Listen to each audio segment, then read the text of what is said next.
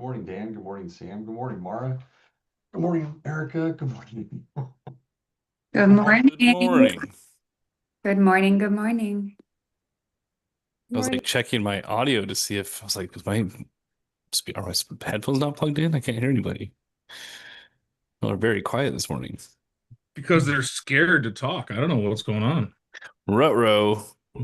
Retro Reggie. All right, guys. It's Friday. So thank you, Jim and Mara, for being bold and brazen, not following the herd, you sheep. Eric, you shamed yourself. Yes, I was absolutely waiting for someone to say something other than me because I like to get you guys out of your comfort zones. On this call, we are building leaders.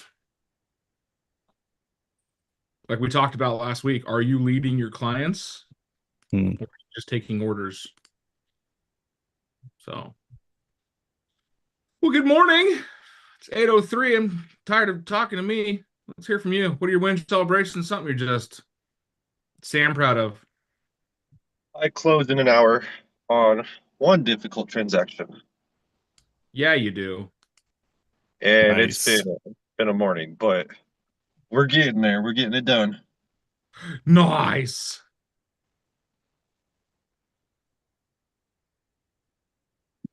Dan, I have my first referral from a previous client, so that's exciting. That's a huge win. Way to go, Meg. That's what's up. That's amazing.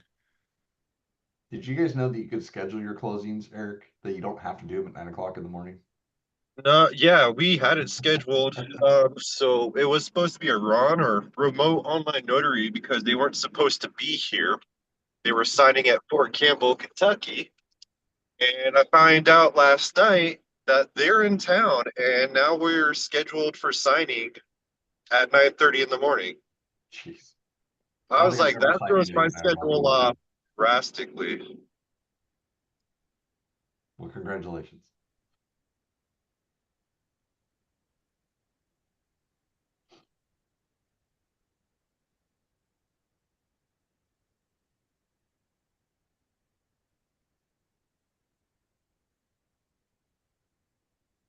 All right. Well, I'm glad that we had 2 wins. Sam, welcome Morning. back. How was Thank your you. vacation? It was pretty incredible. Yeah, Jamaica was amazing. It was like 85 the entire time. We left Washington, which was, 45 the entire time we were gone. So bit of a positive trade there. But yeah, I realized well, it wasn't the first time I realized this, but life is made up of a bunch of these little micro experiences. And when you compound those into something bigger, it turns into something awesome. But being able to slow down and appreciate that it's not just this long, drawn out marathon, a bunch of little experiences that are compounded. So enjoy those little moments with kids or family or whoever else. A life worth living is a life filled with experiences, not stuff, 100%. right? And one of the totems of Keller Williams, our belief systems, is give experiences worth giving. Do you say experiences? Experiences. Get those experiences, y'all. It's those experiences.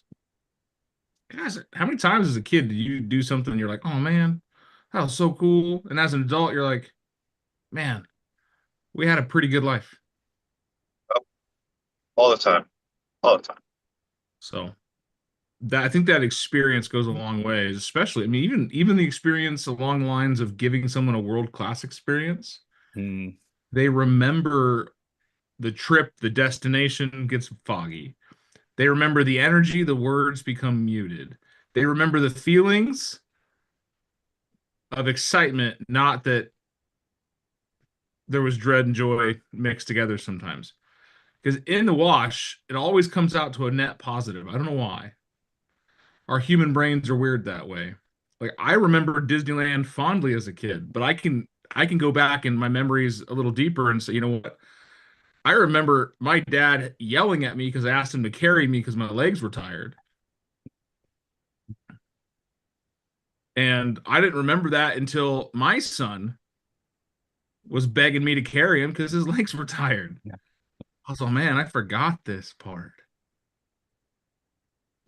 So if we focus on giving people great experiences, not just our family and our friends, but our clients as well, man, life gets great. So give clients great experiences so you get referrals so that you then can take your family on incredible adventures. Yep. I truly 100%. 100%. Life worth living is life worth living. Yes, I know I'm self-defining action by itself, but if you're just existing, oh man. I think that right there is the slowest form of death. Agreed. Just existing. Anyone ever heard that song Richmond, North of Richmond? Yep. Yeah, it's a fantastic line, and that is it kind of sums up most people's life as he just goes home, like works a ton of hours, crappy pay to go home and drink his life away. That's existing for the form of just counting the clock.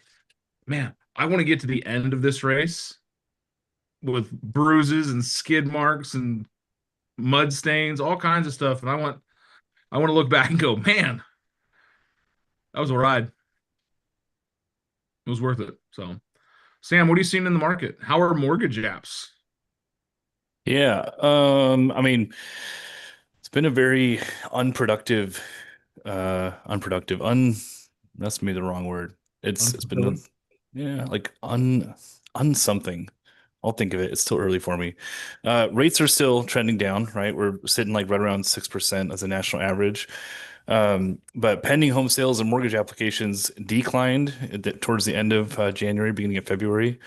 So I think that we're obviously there's a lot of like, changes and things going on. CPI, all that data is coming back positive. Like we have all the indications of a really strong spring market, but we haven't seen that manifest itself into either A, home sales, or B, mortgage applications yet. I still am pretty positive outlook wise for this post President's Day market. I think that's usually when we see stuff kind of begin to really turn on nationwide. And with mortgage rates trending this kind of same descent down, all that's positive. The one big thing I think that hasn't really been headlines yet, but there's been a lot of discussion around mortgage regulations, specifically with qualification guidelines. So over the past, well, really since 2008, but over the past like 10 years, like 16 until now, we've seen this incredible tightening of guidelines pertaining to like qualification when it comes to mortgages. And it's like over really, really simple stuff, like silly things, like how we look at income. And there's been a lot of discussion about relaxing some of those guidelines in order to kind of promote home buying. And just, I mean, that's a huge portion of our country's GDP, or a very important sector. So I think there is a lot of reform coming along the lines of, just mortgages in general that is really good. And when that happens with, rates continue to decline, I think that all just says we're going to be selling more houses this year. So just haven't seen it manifest itself yet, but a lot of positive things in the pipeline. Awesome. Do you guys hear that? Awesome things in the pipeline. That should excite you. You should get excited. That means things are warming up. All right, to the 3 people that have your cameras on. Oh, sorry, 4. I saw that's Audra's. Audra's down in the corner of Audra. We got a mini Audra down there. A tiny mini Audra, right? When somebody says the market's warming up, show me what facial expression you should have. Grumpy, yeah, Max, grumpy. Whoa, so pissed off that there's going to be more business. But what does that mean, right? There are loan programs, there's loan opportunities, there's down payment assistance, there's all kinds of stuff that we need to be telling the world about. Let me hear your best line to introduce a potential buyer to Sam?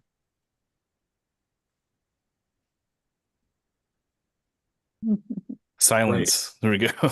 This is why Sam hasn't had very many applications. I think the Hey. important thing to remember is like when stuff like this, when we get information like this, I usually try and give you guys stuff really far up the pipeline. Like, hey, this is what we can kind of sort of look at in 120, 180 days. And it's important to have like different conversations now than you would, when someone is actually ready to go. So I think that being able to have that stuff, start conversations early will allow you more opportunity down the road. Once all this stuff actually, sets in, like guidelines change, rates do continue to dip down, all that stuff, it kind of becomes too late because the market is saturated. So us being able to get in front of clients now and start exploring the possibilities of homeownership. A few months back, we talked about months, I'm not sure. We talked about, really understanding someone's reason why. And I know that's a very cliche thing to ask, like, what's your reason why? You probably heard that a million different times by 10,000 different motivational speakers, but understanding someone's story and their motivations or reservations can be super, super important. So I think the more we converse about our craft and about our field, the more we're able to understand the relevance of our story with their story and how to intertwine that, if that makes any sort of sense. But man, just having the conversations early and often is what wins the day.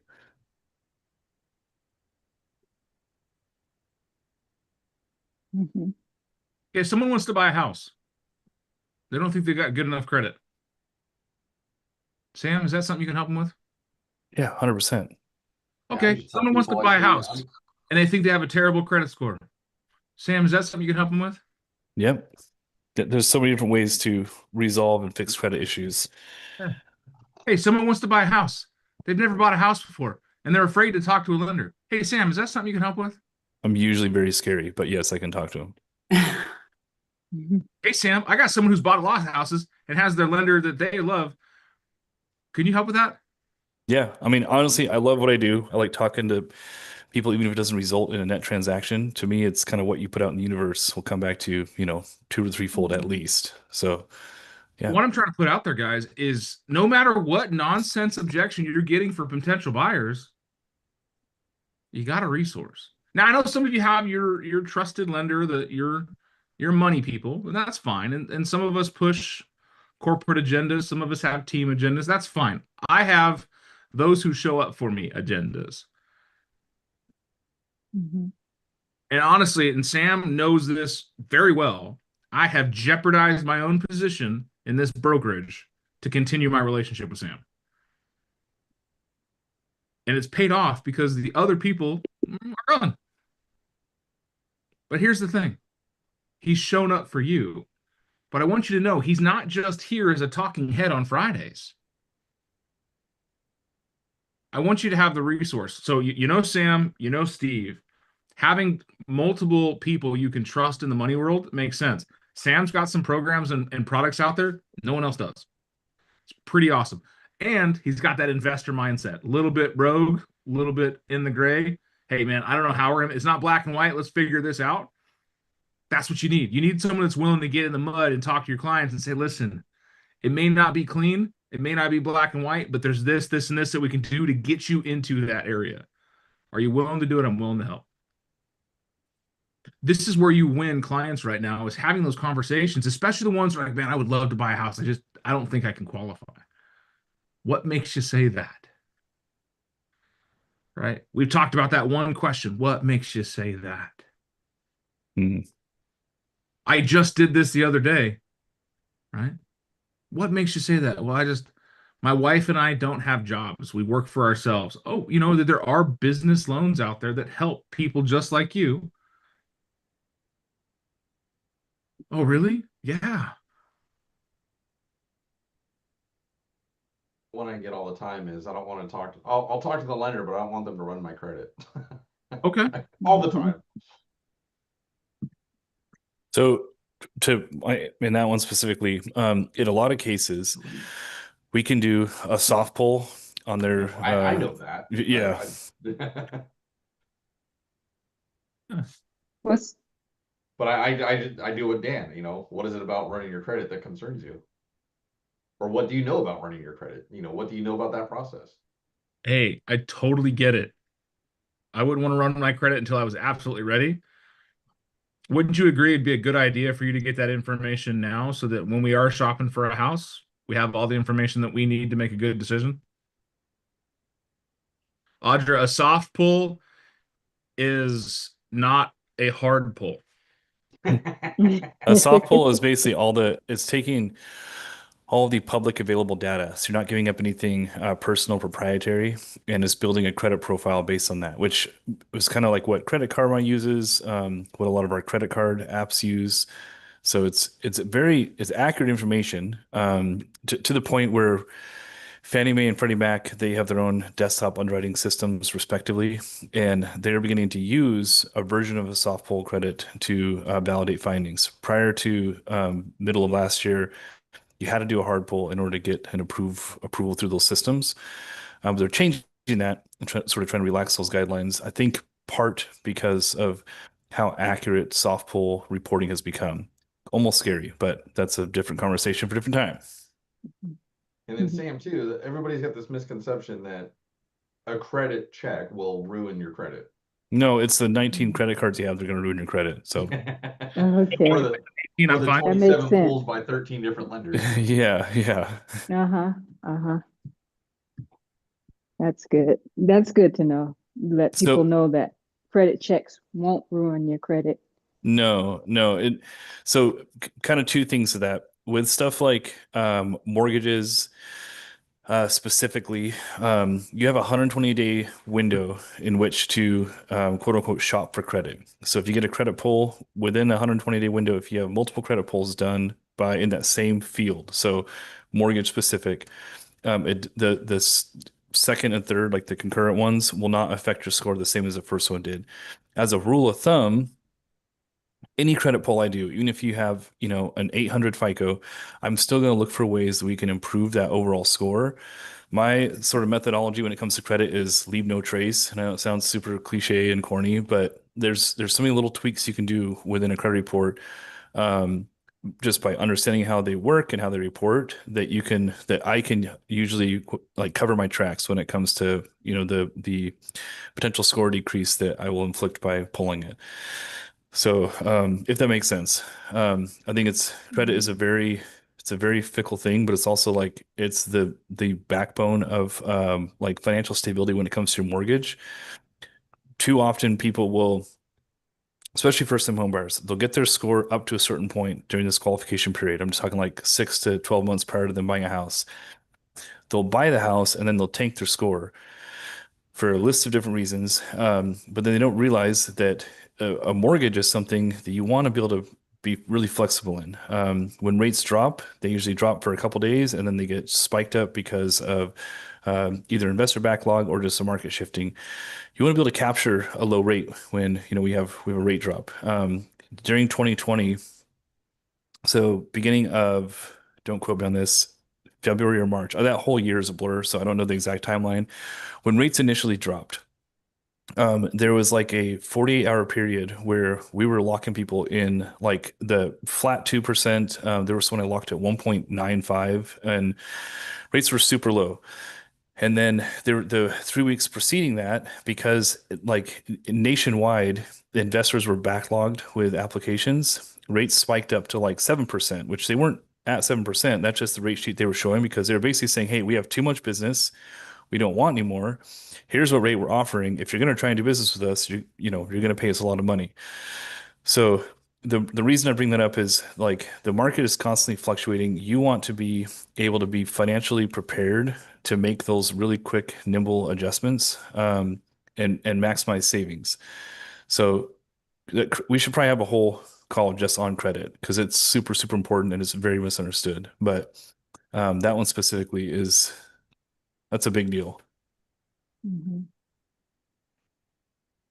I agree. Would that be helpful? Do you guys want to do like, I don't know, maybe next week we just talk about credit I would specific love to that. real estate? Yes. Okay. Yeah. There's a Yeah, lot of things to I like unpack there, that. but it's very misunderstood. So yeah, let's do it. I just logged into my Credit Karma. I haven't seen it in a long time, and it says that I have negative $666,000 net worth. Fantastic. Credit Better Karma's get to a liar. work. I clearly. Credit Karma lies so much. However, this is why you run a business, guys. It says my credit card usage is only $8,000, and I have over Nice. 100,000 available. I can tell you that my operating account for my business has a lot more than that on it, but it doesn't hit my personal credit. Be a business owner. Run it like a business.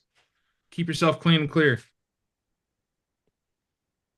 Understanding credit will help you have better conversations with your clients, but I want to put a huge caveat. Let's all draw the giant asterisks in the air, right? Never disqualify people because you think they can't. Let Sam disqualify them. That's the thing is I've had buyers that are my light fell. I've had buyers that are absolutely just muddy rocks in the swamp, credit wise.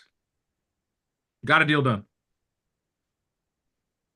Yeah, no, Like- it's insane, but you never know. Never base it based on score alone or just the credit profile that you see alone.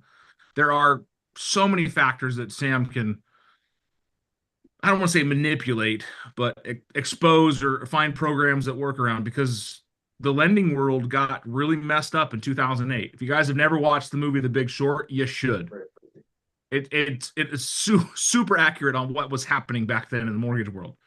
Not that it's going to happen now, but even when Sam says they're lessening the restrictions on stuff makes my skin itch. However, they've also created more programs, more opportunities because more of us, you guys are part of this, are not W-2 people. We're not your typical 9 to 5, Monday through Friday, get a paycheck, work for 40 years, retire with a shitty pension. We're entrepreneurs, we're hustlers, we're gamers, we're doing all kinds of stuff to create more income in non-traditional avenues. The mortgage world is a little slow to catch up to that. So if somebody says, well, I don't have a job, well, what do you do for income? Oh, I sell stuff on Etsy. I made $150,000 last year. Okay. I've met that girl. I have met that lady that lives in a single wide trailer in Miranda that sells a bunch of handmade jewelry on Etsy, makes $100,000 a year. Didn't think that income would help her buy a house. I'm like, man, that's still income. Yeah, and that's for clarification, that's what we're not we that's what they're talking about relaxing guidelines on is specifically how income works. The way the mortgage like approvals work is it's a risk layered algorithm. So there's so many different layers to that create like an overall approvable score. And with income specifically, it's got so I don't want to say diluted. It's got the opposite of diluted, whatever that is. It's got very, very complex when it comes to how that risk layering is done to the point where like Condensed. saturated, condensed, all of it, both those things. Unless you have a very, very vanilla cut and dry income, the chances of you qualifying off of the amount, like the amount you make actually being your qualified income is super low. So, like we'll pick on Dan for a second. Let's say Dan makes, I don't know, $15,000 a month. Let's say he makes $20,000 a month. If I were to qualify him today, there's a high probability that I won't be able to use, 80% of, not 80%, maybe 20% of that income. So his max approval just dropped by 20% just because of risk layering. And that doesn't really make sense to him in a market where, housing is not getting any cheaper. I mean, in some areas, I guess, yes, but houses are still appreciating. So anyway, I'm off my soapbox. It was more of a rant box. I got a question for you, Sam. No. Sam's learning. Too bad. I'm working with a client of mine. They have a low credit score, but they buy rundown houses. They normally work with like hard money lenders and buy rundown houses, come in and fix them up, and then rent them out. They were looking for somebody to cover out here. I mean, Cochise County, we don't have very many, lenders that will assist with that, especially if it comes down to manufactured home. Is there anything that you can do to help them? Potentially. So what is low credit score? I think they have like a 560 or 570. Okay, but are they? I'm assuming they have cash for like down payment and all that fun Yeah. stuff. Yeah, everything like down payments, cash. Their income is based off of their rents, so Yeah, they don't work. that's They live solely off of rent. that's fine. That it really depends on why the score is 550. The short answer is yes, probably. But then it also the caveat is it is highly subjective. For instance, that was not last month, that was December. Goodness, time flies. In December, I got a client approved who was he was a 548 was his mid score. Turned down by 6 different lenders, got thrown to me, and they were under contract on a house because the first guy sent him an approval letter without doing anything. We got him approved because he had money to put down. You can go as low as like 550 technically. You can go slightly below that if you have the right setup going into it. As long as your 550 is not because of a housing related event.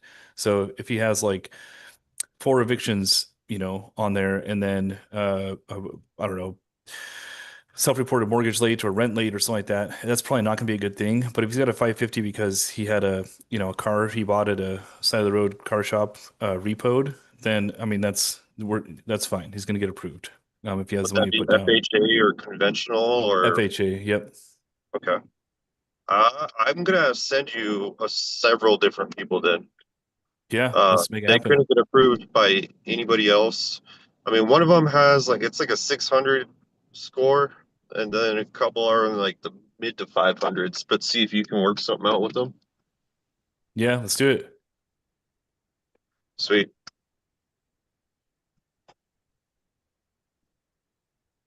Was today worth the time? This is a good idea, guys. This is where you learn. Yes, Get your brain going. yes. Now, let me ask you, anyone but Sam, what is the minimum credit score someone needs to be able to qualify for a house? 620. 640. Wrong. You're not a lender. 530? Talk to Sam. A heartbeat. I just told you, don't disqualify them. It's not your job. That's know just what? a score Great. full of buy lenders. That's a great question. I think it's worth us introducing you to my lending partner. Are you open to us to have a conversation with Sam? He can talk to you more about qualifications and what it takes to be able to qualify for a loan. Ding, ding, ding, ding. Correct answer. Guys, I had someone with a 400 credit score buy a house. They couldn't qualify for a Dodge Charger, but they bought a house. I think you know who I'm talking about. Insert chirp noise.